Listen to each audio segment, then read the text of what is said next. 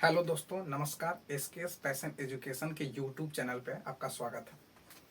यह मैग्नेट का चौथा सीरीज है और ये अंतिम सीरीज है। इसमें हम मैग्नेट के यूज के बारे में पढ़ेंगे, इलेक्ट्रोमैग्नेट के एडवांटेज के बारे में पढ़ेंगे और अगर मैग्नेट्स के जो मैग्नेटिज्म है वह लंबे समय तक नहीं टिकता है तो क्या हो जाता है, यानी कि डीमैग्नेटाइजेशन। अलग अलग मेथड पढ़ेंगे डीमैग्नेटाइजेशन के बारे में, ठीक है। तो चलिए आज हम शुरुआत करते हैं। ठीक है, देखिए यहाँ पर एडवांटेज ऑफ इलेक्ट्रोमैग्नेट्स हम लोग पिछले वीडियोज में बात कर लिए थे कि किसे कहते हैं। तो एडवांटेज पहला ये है कि इलेक्ट्रोमैग्नेट का जो एक कहता है कि they can be easily magnetize, ये आसानी से मैग्नेटाइज हो सकता है और डीमैग्नेटाइज हो सकता है। कब? जब करंट फॉलो करेगा। हम पहले बताए थे वीडियोज में कि इलेक्ट्रोमैग्नेट हम उसको कहते हैं जब इसमें इलेक्ट्रिक करंट जो है छोड़ा जाता है, इलेक्ट्रिक करंट दिया जाता है, तब ये मैग्नेट की तरह बिहेव करने लगता है। जब अगर इलेक्ट्रिक करंट हम नहीं देंगे तो ये जो है मैग्नेट की तरह बिहेव नहीं करेगा। उसके बाद कहता है कि they can be made stronger than permanent magnet. जैसे टाइप्स ऑफ मैग्नेट में हम लोग पढ़े थे परमानेंट मैग्नेट और एक हम नॉन परमानेंट मैग्नेट्स पढ़े थे। तो ये जो है स्ट्रॉन्ग हो सकता है परमानेंट मैग्नेट से, ठीक है। इसके अलावा poles of magnets, electromagnets can be interchange, यानी कि जो इलेक्ट्रोमैग्नेट का पोल्स होता है जैसे नॉर्थ पोल साउथ पोल, तो ये चेंज हो सकता है कब? जब इसकी इलेक्ट्रिक करंट का डायरेक्शन चेंज हो तब, ठीक है। और poles of electromagnets can be interchange by reversing the flow of the directions of the electric current. Electric current के डायरेक्शन अगर हम चेंज कर देंगे तो ये जो है इसकी पोल जो है चेंज हो सकती है। इसके बाद में आते हैं हम यहाँ पे ए यूजेस, मैग्नेट के यूजेस हम लोग कहाँ करते हैं।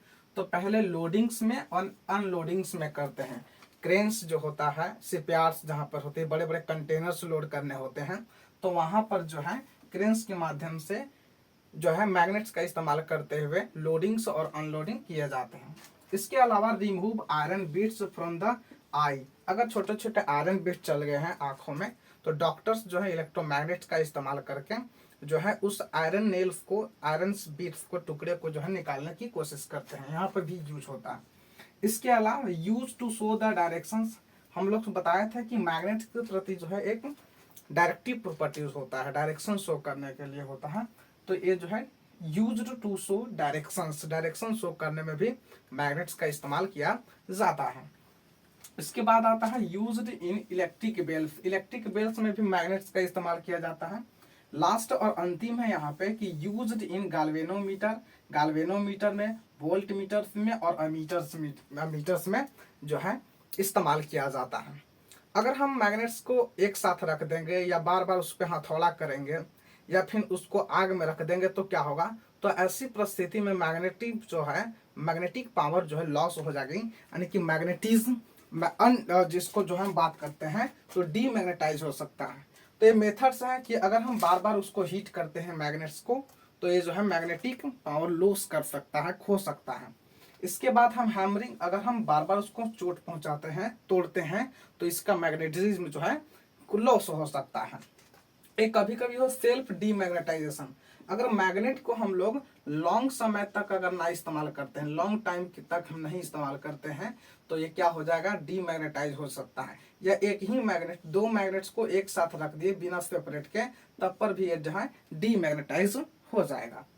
उसके बाद passing AC current through the coil over a magnets.